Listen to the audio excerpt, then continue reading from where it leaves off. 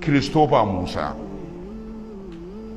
a gaskiyar magana ni a tunanina, astaghfirullah in nayi kuskure, mutum ne wanda yake da gaske na son a kawo tsaro a arewa a Najeriya gaba daya,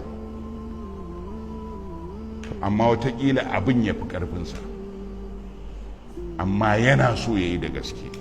Ni yanda na fahimce shi kenan. Idan na yi kuskure, Allah ya yafe mu.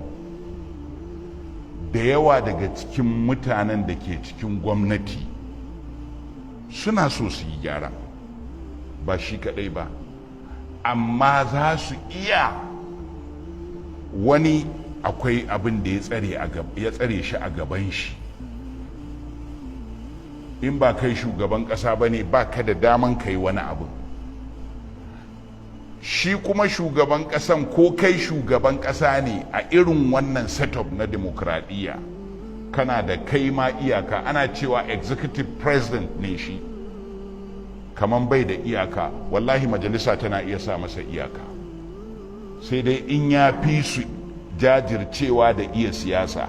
Shi yasa idan za ku ɗauko shugaba, sai kun nemi wanda ya jajirce, yake jajirtacce, yana da amana, ya iya siyasa, ya san yadda zai yi ya lankwasa kaza ya dawo kaza.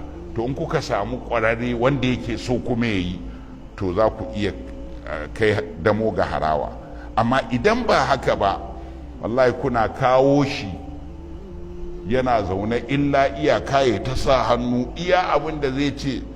In za a sa hannu ya ce, I hope you know what you are doing, kuma shine he don't know what he is doing.